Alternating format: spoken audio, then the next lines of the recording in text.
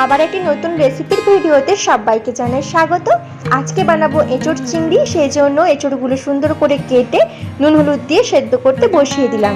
এরপর গরম সরষের তেলের মধ্যে কুচনো পেঁয়াজ ভালো করে ভেজে নিতে হবে। 2 টেবিল স্পুন আদা পেস্ট, 1 টেবিল স্পুন রসুন পেস্ট, হলুদের গুঁড়ো, লঙ্কার গুঁড়ো, কুচনো টমেটো আর লবণ দিয়ে মশলাটা ভালো করে কষিয়ে নিচ্ছি। এরপর ছোট ছোট চিংড়ি মাছ যেগুলো পরিষ্কার করে ধুয়ে রেখেছিলাম সেগুলো দিয়ে ভালো করে মশলার সাথে কষিয়ে নিচ্ছি। চিংড়ি মাছগুলো মশলার সাথে 5 মিনিট কষিয়ে নিয়ে বড় বাটির 1 বাটি এঁচোড় সেদ্ধ ভালো করে মশলার সাথে কষিয়ে নেব। তারপর বড় বাটির 1 বাটি মতো জল, দারুচিনির গুঁড়ো, এলাচের গুঁড়ো আর সামান্য ঘি দিয়ে ভালো করে ফুটতে দেব। এরপর সমস্ত জলটা যখন শুকনো হয়ে এঁচোড় থেকে তেল ছাড়তে শুরু করবে, সব কিছু ভালোভাবে মিক্স করে নিলে রেডি হয়ে যাবে এঁচোড় চিংড়ির রেসিপি। আজকের এই রেসিপিটা তোমাদের কেমন লাগলো প্লিজ একটা লাইক কমেন্ট করে যেও, আর ভালোবাসার সাথে আমার ইউটিউব চ্যানেলটিকে সাবস্ক্রাইব করে আমার নেক্সট রেসিপির ভিডিও আর মিনি ব্লগগুলো দেখতে থেকো।